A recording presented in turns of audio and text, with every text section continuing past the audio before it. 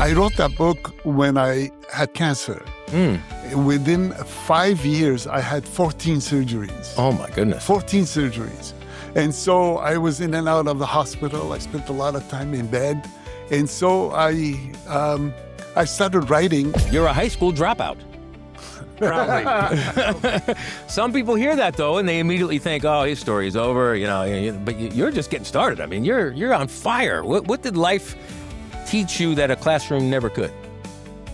Street smarts. I should have asked, why did God make me sick in the first place? Yeah, well, I mean, it's not necessarily God made you sick. He allowed it to happen. You got sick from whatever this world is bringing us right now, all the dirt and that's really smart, sin. Actually. Yeah. As I was backing out the Ducati, it was a yellow Ducati, I remember it till now. Behind the truck, there was a little piece of metal sticking out, and the clutch link hit it, and it was made out of titanium, just click. Yeah. But we delivered it like that, and I told him. So he was cool with it. Did you fix it? Yeah. Can't leave a note on that one. No. Sorry. High Jams Radio. Welcome to Between the Notes, brought to you by High Jams Radio. It's me, Paisan Kapitan, back on the mic, back in the house. Thank you so much for tuning in. We are so happy that you're here. And once again, we have an amazing show planned for you. But before we get started, I got to remind you, please, go right now if you're watching on YouTube and hit that like and subscribe button. It's very important. It gets us more recognition so we can continue to grow. It also lets you know every time we have a new show or something we post, you get a little notification so you don't miss a thing. Please like and subscribe. I appreciate it. Ladies and gentlemen, what a show we got planned right now. You're not going to believe this. Some people write books. Some people paint. Some people perform. Some direct plays. Our next guest looked at that list and said, I'll do all of them. He's considered one of the most respected Armenian writers, playwrights, artists, and intellectuals in the world. His novels have been translated into multiple languages. His plays have been performed across the globe. His artwork has been exhibited internationally. You try saying that. And his voice has inspired conversations across generations. Will you please help me welcome VAHE BERBERIAN? Hello. Wow, man, what a letdown. No, I'm kidding. How are you, sir? Good to see you. Good to see you. Good to see you. Did I miss anything in that introduction? No. I almost believed everything you said. Oh, man, it's an honor to have you here, sir. You definitely, your reputation definitely precedes you. Thank you. I appreciate it. Yeah. Good. So you've spent your life writing stories. What was the first story you remember telling as a kid that made you realize, I think this is something I'm supposed to do? See, I can't remember the first story, but I can tell you this. When I was growing up, I was a very fragile kid. Yeah. I was, anybody could beat me up. Anybody. Yeah. I was very thin, very frail, and I was born in Beirut, and we had a lot of bullies in Beirut. As a kid, if you weren't able to defend yourself, you would be bullied. Yeah. And I realized very early on that the only way to defend myself is with humor. Yeah. So I became a storyteller very early on. Nice. That was my defense mechanism. And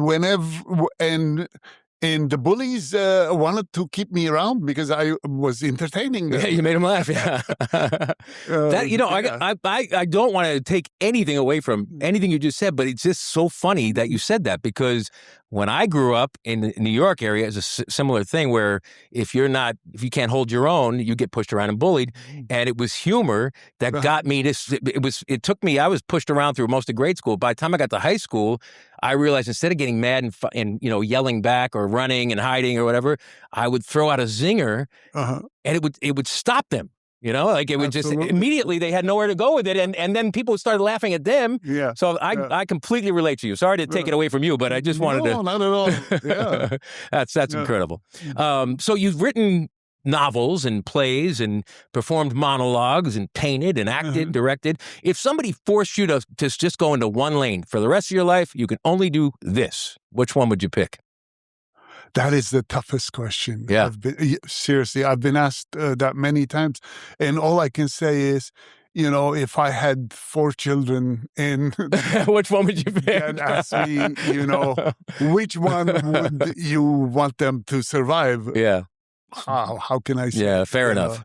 Yeah, it's very. But I would say I would enjoy writing the most. Yeah. Because ultimately, I consider myself a storyteller. Yeah. No matter what I'm doing, even if I'm writing plays, novels, painting, whatever I'm doing, Yeah. I'm crazy about stories. Yeah. I think the essence of every art is narration. Yeah. Got it. So yeah. I like that. And as a voiceover actor, I like that. It keeps me employed, so I appreciate that. I did some voiceover too. Of course you did. I'm sure you've done it all. You probably were a plumber and worked on roofs too. It was fun. Yeah. Well, good. Maybe we'll do something together sometime. People often call you an intellectual. Some people love that word, the word intellectual. It's also something some people run from. They don't like that word. Do you embrace it, or do you think people overcomplicate who you are? I don't know. I have a dislike for anything that smells of academia. Yeah. You know? Yeah. So if by using the word intellectual, academia seeps in, I'm not too crazy about that. Yeah. But as far as, I'm an avid reader. Sure. I read nonstop, constantly. Yeah. I read at least a book a week. So I don't know. I don't mind being called an intellectual. Yeah. But at the same time, I don't want to be called a comedian. Got it. That's for sure. Yeah. Because that's not how I started. Yeah. It's so funny. You start somewhere, and it's like walking a dog, you know? Yeah. I was walking this little puppy, Yeah. and then it grew and then grew and grew, and now this puppy is a huge dog that's walking me, and I can't control it, you know? Yeah, but okay, so all right, so we're not going to call you an intellectual. I'm going to call you a smarty pants. All right. This way it's not going to attract academia. All right, so you've written things about politics, family, identity, love, loss. Is there a subject throughout the years that you've still stayed away from? You just didn't want to go there, made you a little uncomfortable? That's a tough question. I try not to. I do not have sacred cows. Yeah. I don't. Yeah. You know, especially when you're a comedian. If you do have sacred cows, you know, that's a serious snag. Yeah. So got to be open to everything. Yeah. So I don't think I have anything that I stay away from. But however, I should say I try to steer away from politics as much as possible. Sure. Having said this, I'm not saying I do not touch politics. Yeah, no, I've seen some of your politics stuff. So yeah, I know you hit it, but it's not your target. Yeah. From the beginning of time, politics and government has been corrupted, no matter where you live, no matter what country you're in. So no need to keep beating a dead horse. Yeah. But at the same time, taking politics out of it, is there a concern you have about the direction society is heading into right now? Absolutely. Yeah. We've What's concerning you the most? The world as it is. I mean, everything. We're at a point where the lunatics have taken over the asylum. Yeah. You know, and from Trump to you name it, every country, the world is ruled by incompetent people. Yeah. At this point, I do not believe in evil people. You know, Nietzsche said there's no good or evil. There are different degrees of civility. Yeah. I think there is no civility left anymore. Yeah. You know, the vulgarity of people in charge is disgusting. It's unbearable. But it's tagged down. It's tagged down. Not even just people in charge. I mean, there's lunacy right on the streets every day too. I mean, I mean, for me, like just what's happening here with ICE, you know, and all that, and then what's happening in Gaza, in war in Ukraine and Russia. Yeah, just all over the world. Yeah, it's crazy right now. It's horrible. Yeah. Well, I'll tell you something that's not horrible. We're going to swing it right back. And that would be the latest release of Letters from Zaatar, right?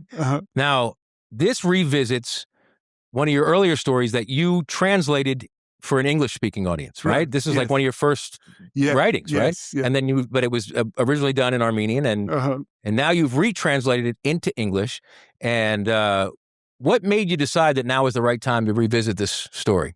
So after 30 years, maybe something like that. 40 years, I don't know. I sat on it for the longest time. Yeah. It was one of the most read Armenian books within the past 50 years. Yeah. It had 50 I'm sorry. It had 3 publications. All publications were sold out, unavailable. Yeah. And so when I started writing my novels in English, I decided that, okay, this is time for me to translate this into English. And you did it yourself. You didn't have a translator. Myself. Yes. So, even though I should say, for translation, a writer needs someone who has more respect for the writing than the writer to fact check it. Yeah. Because as a writer, you think, well, it's mine. I can change. I can do whatever I want. Yeah. But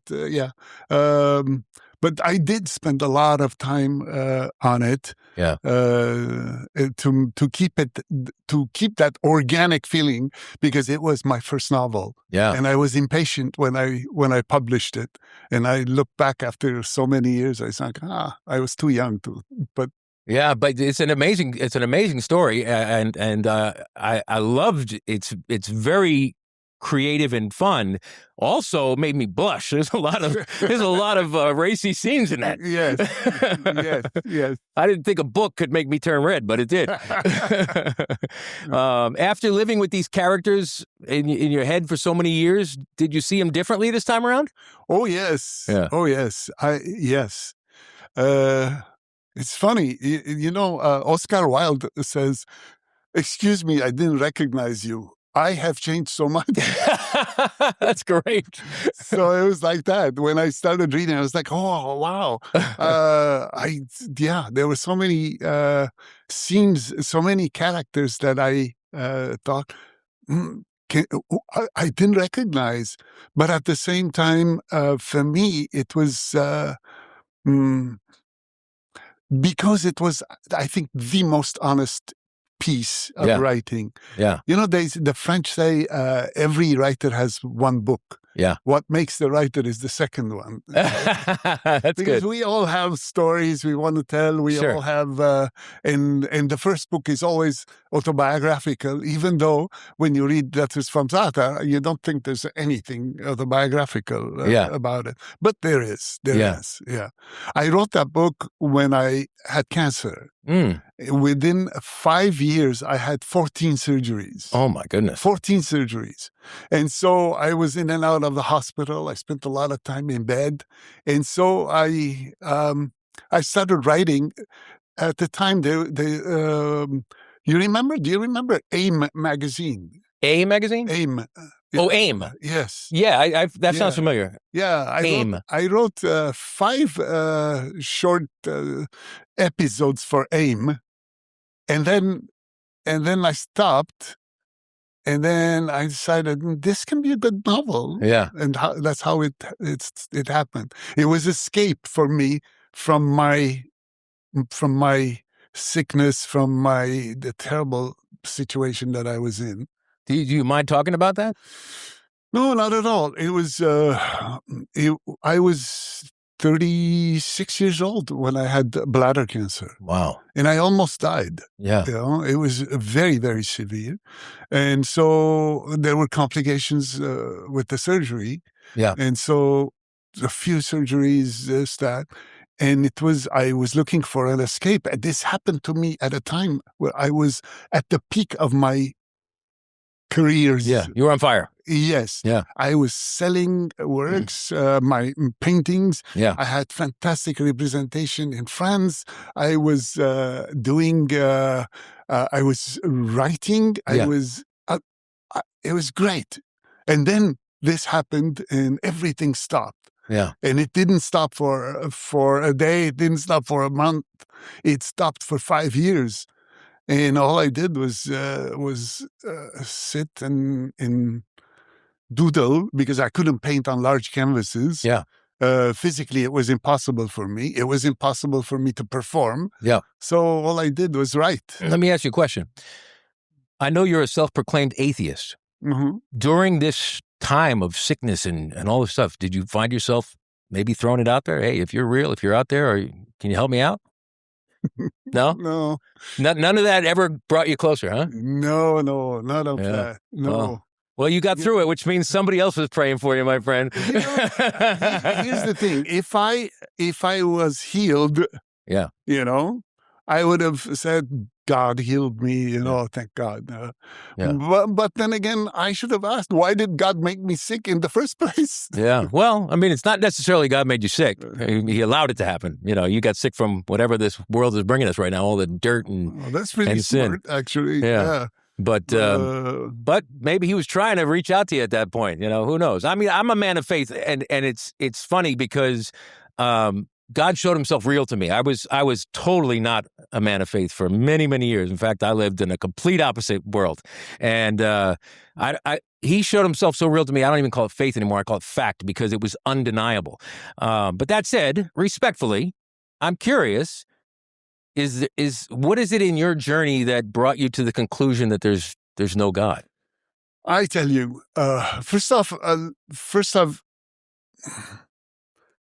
I think it was Luis Buñuel who says, if today someone convinced me completely that there is a God, nothing will change from my behavior.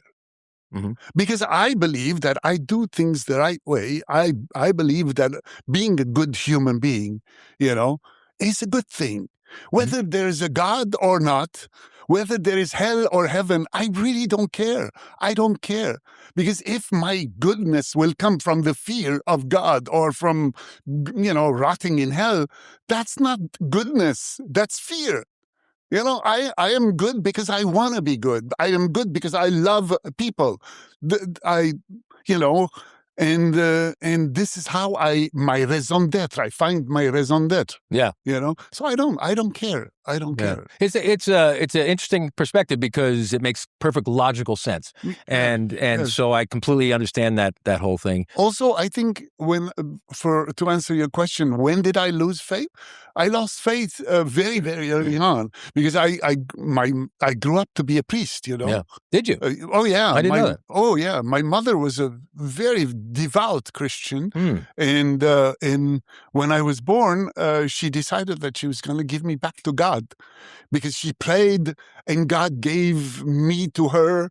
And maybe she didn't like what God gave her. She was going to give you back, like take your life? No. She's like, she was going to make me a devout Christian. Oh, got it. Okay, give him back that way, yeah. Priest, yeah, sure. And so, but at 16, I said, there's no God. And I said that because when I was growing up, my grandmother used to tell me all these horror stories about the genocide and what happened to her daughters and her brothers and her entire family.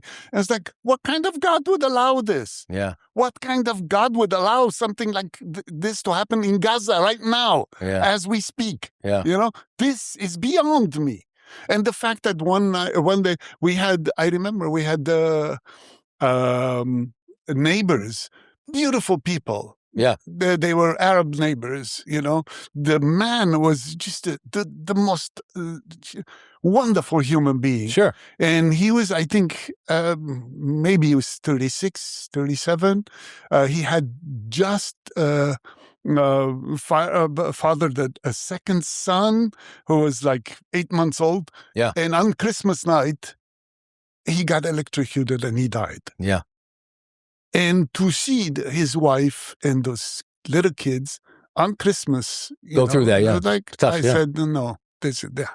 No, this is whatever. If it's a joke, this is an ugly joke. Yeah. You know, if God has no control over what He has created, then I don't care what kind of a God it is. You know, it's like, no, you either, you know, it's be in control or just. I'm just gonna say this because I don't want to make your whole interview about this because you know, obviously we could talk about this all night.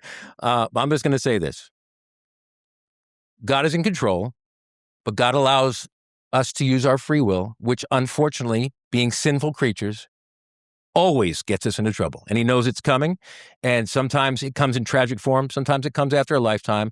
But at the end, we all go away at some point in our lives. Sometimes it's tragic, like a plane crash and little kids die. Sometimes it's a genocide. Sometimes everything He does is always for good. And as soon as you're gone, you're still alive with Him. So it still does work out. It's just not the way our minds put it together. He says, my ways are not your ways. My thoughts are not your thoughts. And there's going to be certain things. This is not logic. You're a smarty pants. So the problem with smarty pants, and I'm not as smart as you, but I'm a witty pants. And the problem with people like us is we try to put logic into everything, and this is a spiritual thing. And so you really can't logic everything with this. You kind of have to dig in and press in and let Him show you why and how it happened.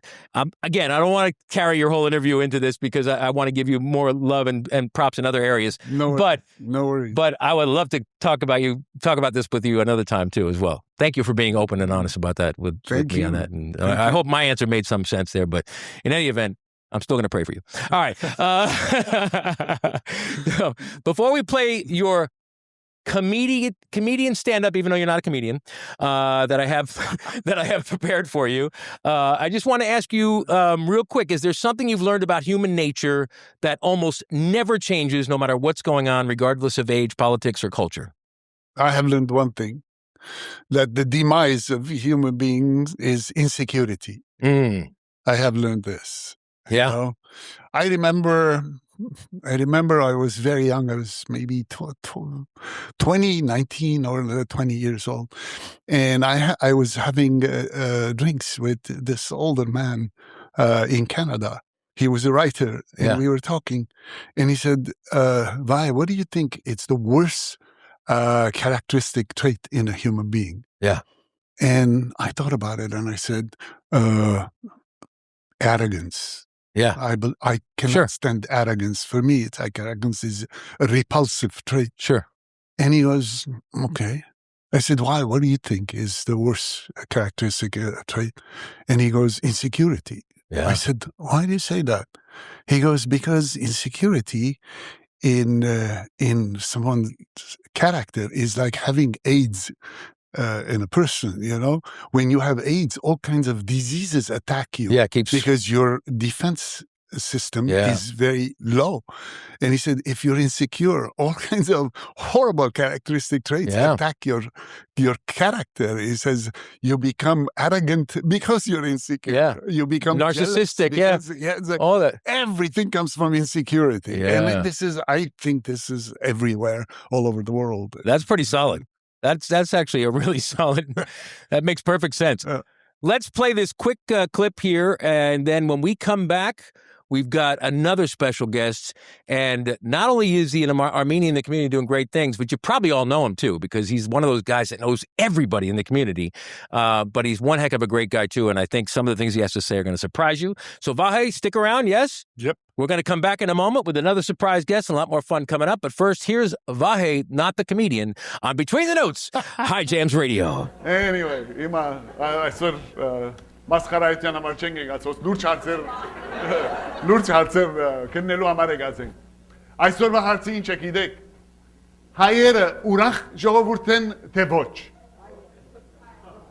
Ինչու գսեմ։ Որովհետև անցյալ դարվա վերջերուն Իռլանդական The Mirror թերթին մեջ հոդված մեկալ։ Fiona Wynne անունով մեկը ժուրնալիստը գկրեգոր։ This is the truth. According to the World Happiness Survey, okay, աշխարհի 6 ամենեն ուրախ ժողովուրդները իռլանդացիները, դենմարկցիները, բելգիկացիները, Iceland, Greenland եւ Canada. Ասում 6 ամենեն ուրախ ժողովուրդներն են եղել։ Եվ գսեգոր որ bad news for the Armenians and the Ukrainians, they came last. Ասի շատ դժվարի սեգա։ Չի պավեր որ մենք դխուր ենք, հիմա ասլուրին վրա ավելի բիտ դխրինք։ Ամին կաման, կախտի բահեցեք կոնե։ Բայց, according to this survey, դարիները իվեր ասրվեյը գնենք որ եղեր, և ասրվեին համացայն, Իռլանդացիները միշտ առաջին 10 ուրախ ժողովուրդներու շարքին են եղել,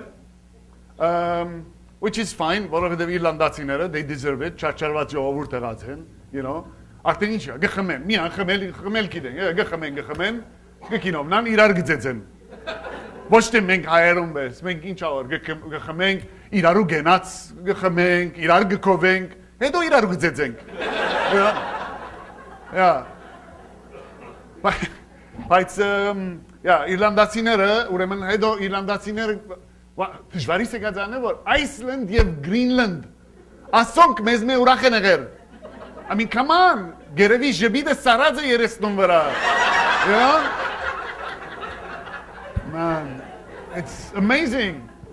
Հետո ամերիկացիները 1957-ին ամենեն ուրախ եղած են, հետո գամած դխրելու սկսած են։ Ասանք նախակահ ունենասն է, զարմանալի է, զարմանալի չէ։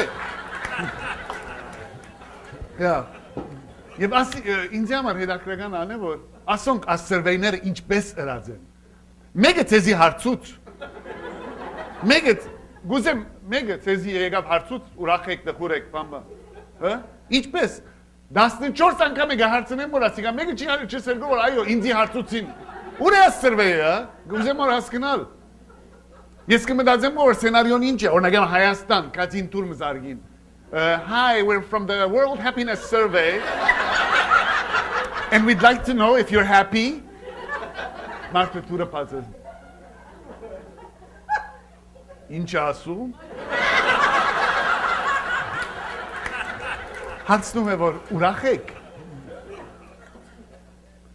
Որ ասենք ուրախ չենք։ Մեզ բիդ ուրախացնի։ Կամ եթե բոսահայի տուր զարգին։ Պարեցեզ գուզեին կիտնալ եթե ուրախ եք։ Հրամեցեք, շատ ուրախ ենք, ձեզի դեսանք ավելի ուրախացանք։ Los Angeles, there's a BMW dealership every 10 miles in all directions. But even though there seems to be a lot of choices, don't you be mistaken. There's only one BMW dealership that truly gives their customers an exceptional experience. Bob Smith BMW in Calabasas. At Bob Smith BMW, we pride ourselves in the one experience, where you'll be treated to one person from start to finish during your purchase. No more back and forth negotiations or passing you off to another office. You see, we value your time at Bob Smith BMW, and we appreciate the opportunity to help you place a beautiful premium vehicle in your driveway. Like I said, there's a lot of places you can buy a BMW, but there's only one that offers the one experience that respects you and your car buying experience. Bob Smith BMW, 24500 Calabasas Road, Calabasas, California. Open 7 days a week and can be found at bobsmithbmw.com. Bob Smith BMW. High Jams. Welcome back to Between the Notes, brought to you by High Jams Radio. Paisan Kapitan back on the mic. Thank you so much for tuning in. We certainly appreciate it. Let's take a moment to give a shout out to all of our sponsors for this week's episode. Let's start with The Reserve LA, Grand Ridge Market, Bob Smith BMW, Deja Brew Coffee, and Hike's Kebab House. Thank you so much for your sponsorship. Please visit those businesses and give them all your love. These are Armenian companies working hard for you, and they deserve your attention. And also, while I'm at it, let me remind you to listen to High Jams. This is Between the Notes. We're a podcast, but High Jams Radio is on iHeart, and we're playing 24 hours of all your favorite Armenian contemporary hit music. You'll love it. Download the app. It's really easy. I got it on the screen for you there. Just go to the App Store or the Google Play Store. Download the app. You can listen to the 24-hour stream, and you can also watch this podcast right on the app. All right, ladies and gentlemen, we are back with author, playwright, director, monologuer, and no comedian, VAHE BERBERIAN. I wish I hadn't said that. I'm sorry. I beat things, to a dead horse, and it's okay. I can let it go. I'm enjoying this. Well, welcome back, sir. Thank you so much. And we're about to introduce another guest, but before we do, I just want to quickly ask you, your paintings, your books, your stage performances, they're all different forms of expression. Do they all come from the same place, or does each one have a different version of VAHE? Same place. Yeah. Same place. But of course, yes, there are different versions. I'm often asked if there's a conflict between all these all your personalities. métiers. Yeah. And I was telling this to a friend a while back. We brought someone to check under the house because there was some problems, and he came and he crawled underneath the house, and about 15 minutes later, he came out and he's like, do you know there are raccoons living there? You have skunks living there and possums. Oh, my God. I said, oh, really? I didn't tell him I was feeding all of them. And I said, do they live harmoniously, or is there any? Do you think there's? Are they causing problems? Yeah. Them? And he goes, no. They all have their quarters, and they let each other be, except every once in a while when they go in and out, and they encounter each other. There's a little spat, a little snappiness. Otherwise, it's good. With my art, it's exactly the same thing. With my painting, it's like, when the time comes specifically to do something, I was like, I can't paint anymore for like a few weeks or a few months. Yeah. So that hurts a little. Yeah. But it's all good. But you live harmoniously within yourself. So you had EDUs before LA George, I haven't even introduced you yet, George. Hold on a second. Well, since he's jumping in, let's say hello. Ladies and gentlemen, joining us on the program now, will you please help me welcome our next guest, a successful entrepreneur, a family man, and someone who's earned the respect of people all across our community. He came to America from Armenia at just 12 years old. A few years later, he started a shipping company with one truck and helped build it into the premier exotic transport company in the country, one of the biggest ones, as well as multiple other successful business ventures. He's also a great friend of ours because he's one of our sponsors as the owner of Reserve LA. Will you please welcome GEVORK, Big George Sukunyan. Thank you, Paisan. Good to see you, my brother. Good to be here. What's funny is George has been a sponsor of ours, from the beginning, and I've been asking him to come on forever. I finally got him on. You would think the sponsors would run on, but he's a busy man. Well, you have greats like, VAHE here, so I could take a back seat. It's okay. It's okay. We're happy to have you, and thank you so much. So you came to America as a young boy. When you look back, what's the biggest thing that little GEVORK could never have imagined about the George of today? Living the American dream. Yeah. Just being able to provide not only for my family, for my extended family, being able to have a connection with people that you don't see them on day-to-day ordinary basis. Yeah. So that by itself is a dream. Yeah. Sometimes I will like, did that really happen? Yeah. Kids ask for something and I'm able to do it, provided it could be from a sporting venue to a concert to, my son asking for a Messi jersey 5 days before, Christmas, and I had it signed and sent to me for Christmas, a game-worn jersey from the last World Cup. Yeah. So those are the things that keep me going more and more as I've been in the industry for so long. So it's still mind-boggling that I'm in it. Yeah, I love that. No, that's incredible. And wait till I say this. You're not going to believe this at all. You're a high school dropout. Probably. Some people hear that though, and they immediately think, "Oh, his story is over." But you're just getting started. I mean, you're on fire. What did life teach you that a classroom never could? Street smarts. Yeah. Listen, I tell my kids go to school. I tell every kid do that. Yeah. They should. Am I proud of it? Yes. Do I have things that I could have learned? Simplest fact that I need to, use ChatGPT or Google how to do this on an Excel sheet. Well, guess what? I would have been able to learn that, but I didn't. Yeah. I'm fortunate where the decisions I made and the work I put into it has paid off for itself. Yeah. Listen, like you said, it's important to go to school, but my famous line was, grades have no importance, knowledge is supreme. And yes, that's a cop-out for someone who was getting bad grades. But I never had bad grades, though. Yeah. Never had bad grades. Yeah. Not once did I come home with a D. Nice. It's just, it wasn't my thing. It was, in the 90s, and school was a very troubling, as I was very hot-headed, and Yeah. it was just constantly fights, arguments, transfers. My mom would have enrolled me. I would call my cousin Martin. I'm like, pick me up. It's lunchtime. I got kicked out. Yeah. He's like, dude, I'm done with you. I was like, well, come pick me up. So yeah, which could totally trans into a business owner. I can see that, that mindset.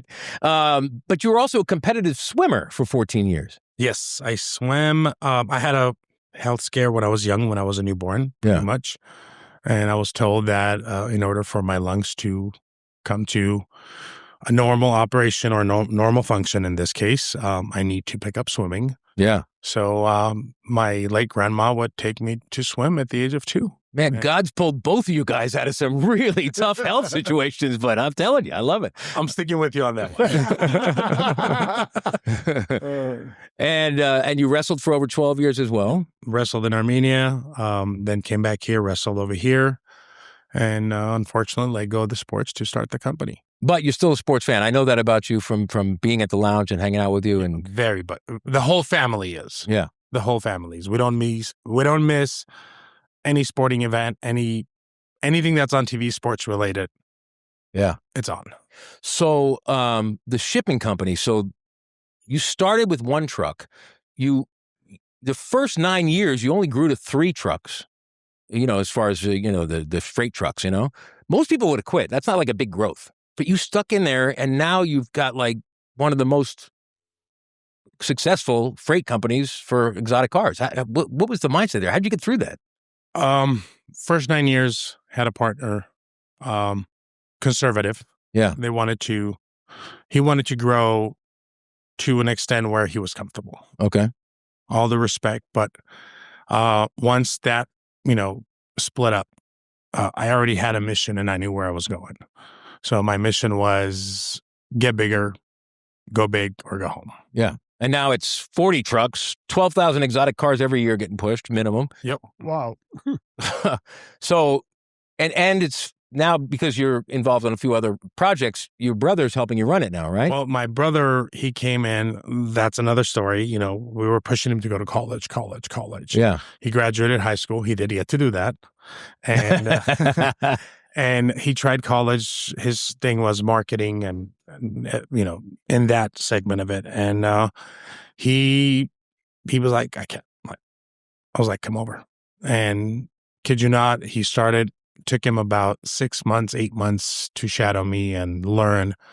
And I could probably say I'm the student now. So yeah, he is the head of operations. He's my partner in crime in the company. Yeah. And the kid just knows he could do 20 tasks in 1 minute.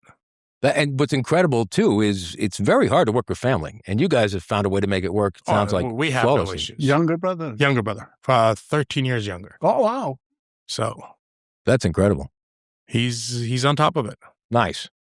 Now tell us about this Reserve Lounge.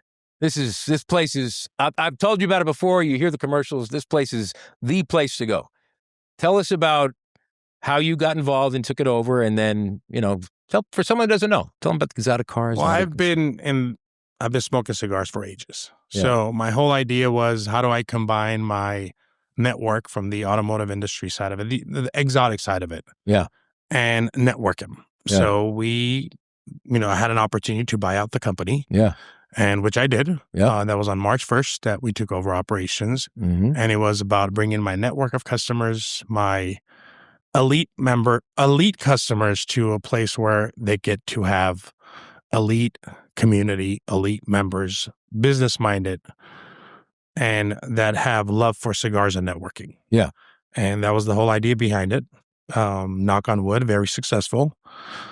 First month, we only had 10, 12 members, and now we're 2 of our tiers are almost, 1 tier sold out. The second tier is almost sold out. So yeah, it's ranking up, and great members that come by, business conversations and networking.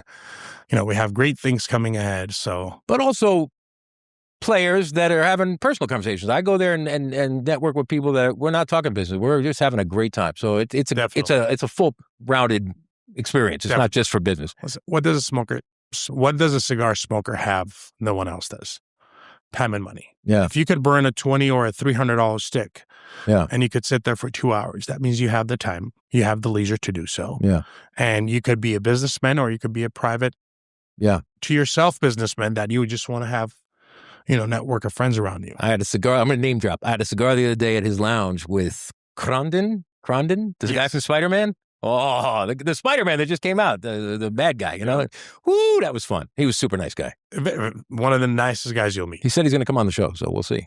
I'll give him a ring. Yeah, thank you. Yeah, George always has the hookup. So you left out the fact that there's usually great food there. The kitchen's very good. And it's not, I guess it's not every single time, but frequently there's a menu that's available, right? And many times it's great DJ that's in the house, depending on the party.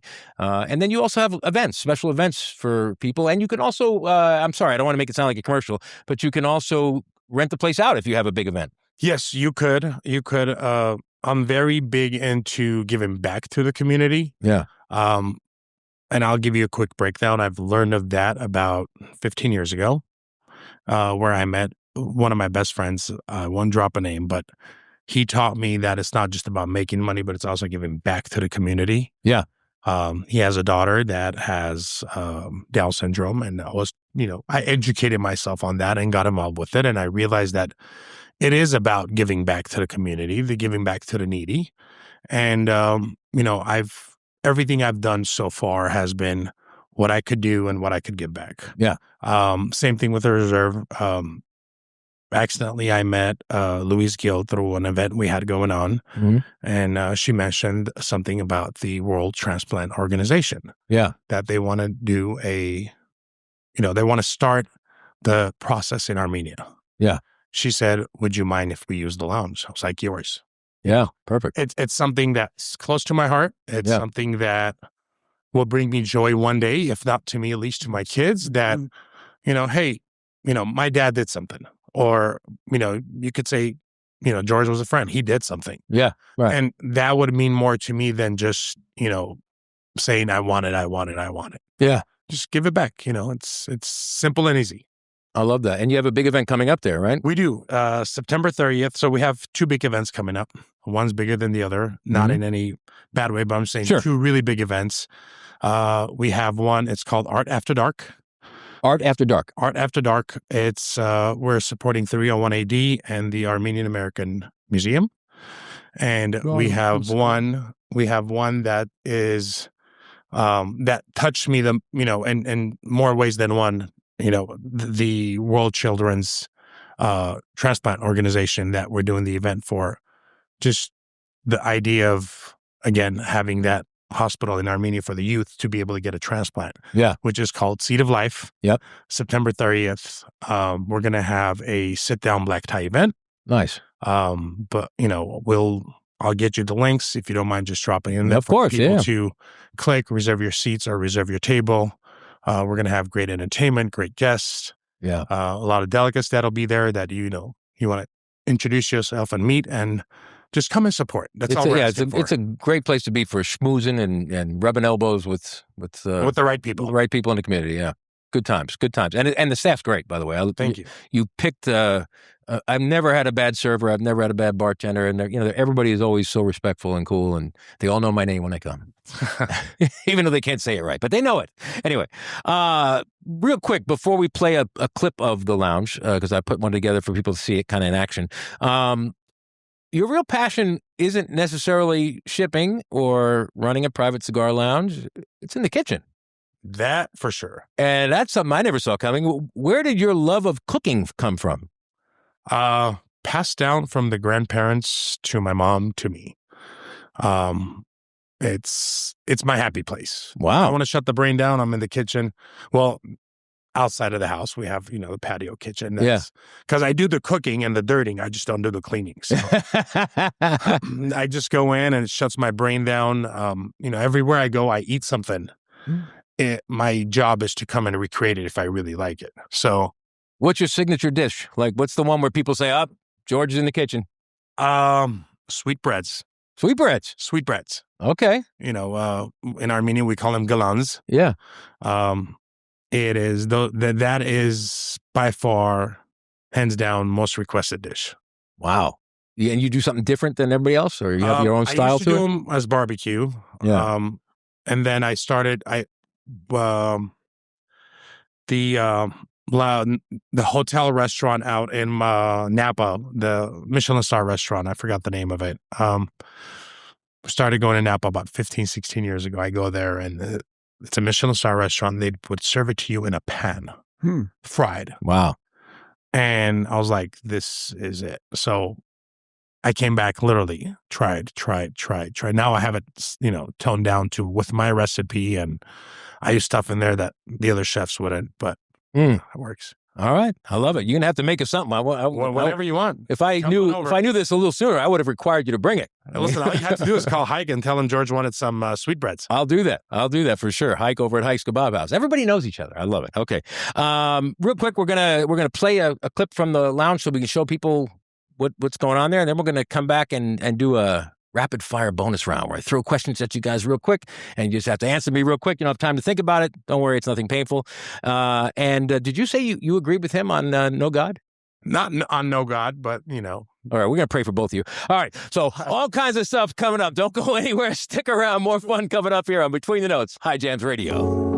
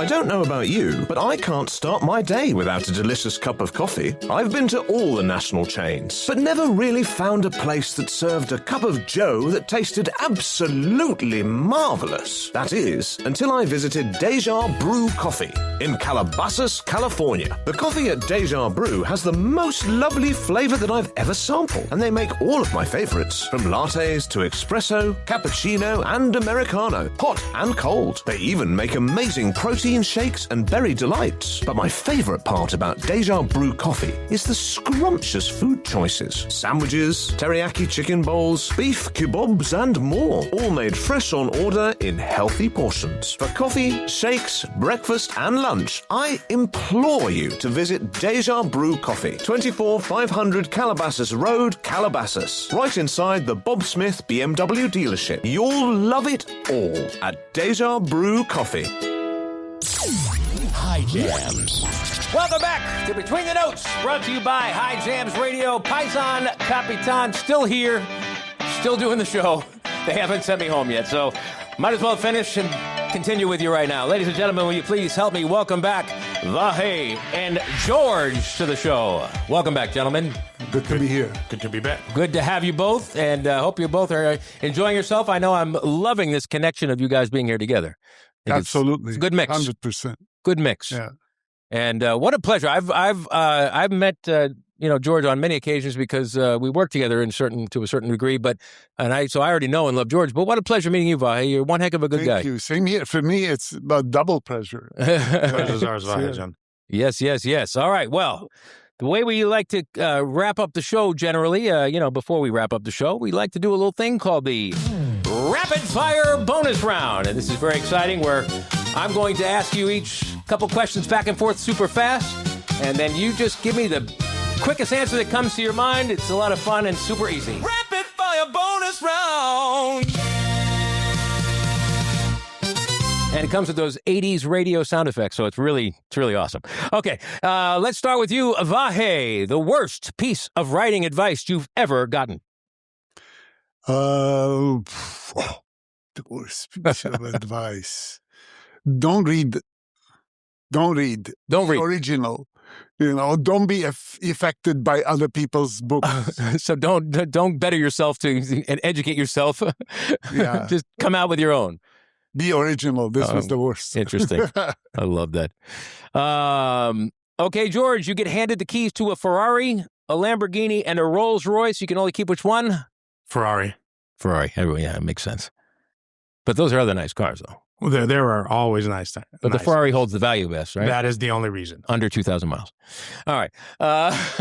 VAHE, you wake up tomorrow and nobody knows who VAHE BERBERIAN is. What's the first thing you do? Gardening. Time for some pruning. I love gardening. Yeah. Yeah, you're at the point where I don't give a crap. That gives me rest. Now I can actually... Absolutely. Hondas for the pets. Yep.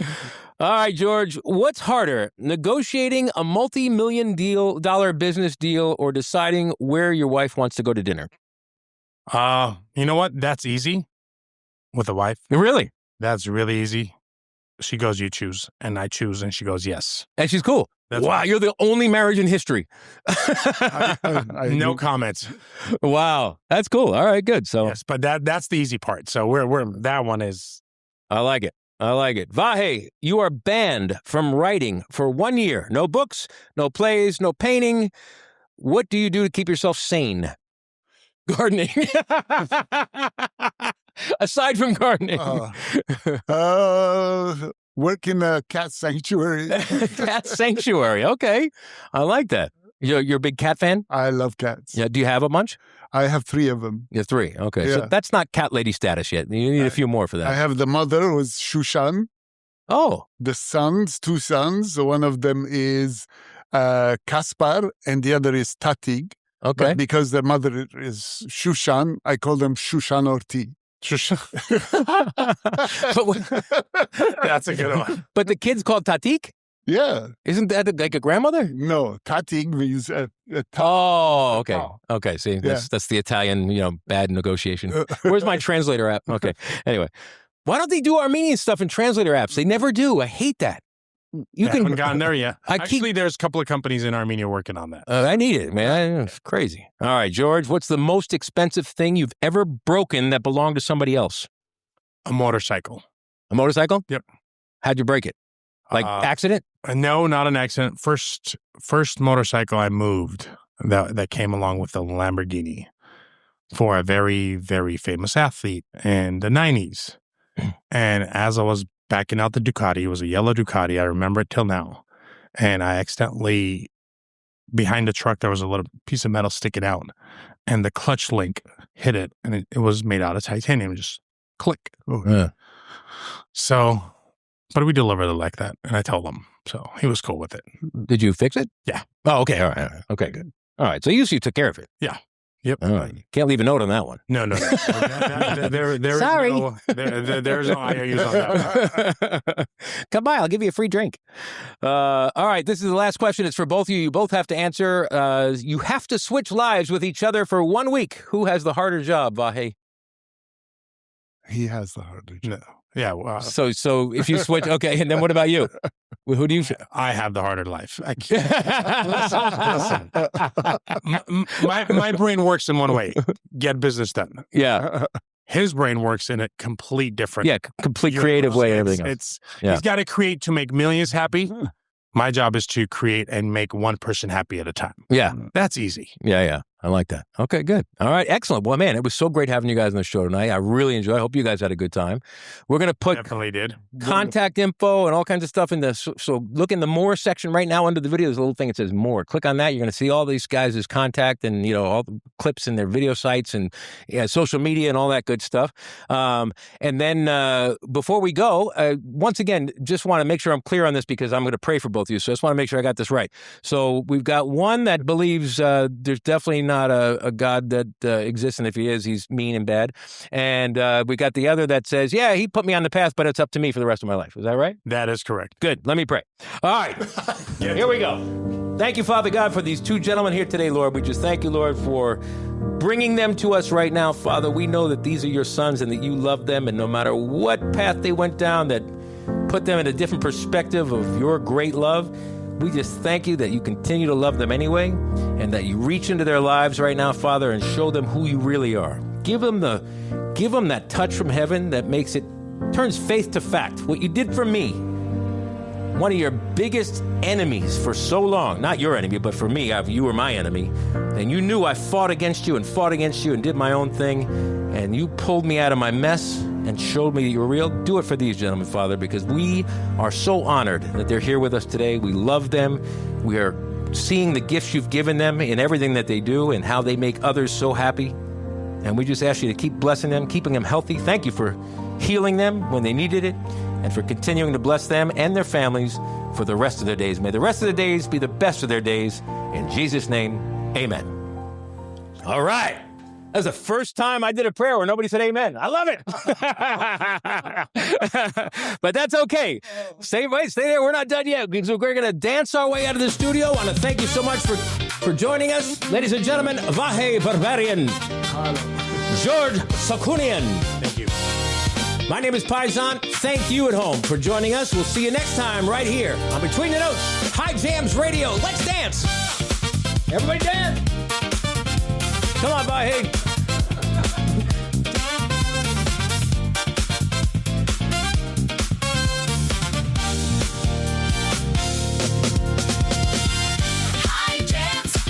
Between the Notes, High Jams Radio.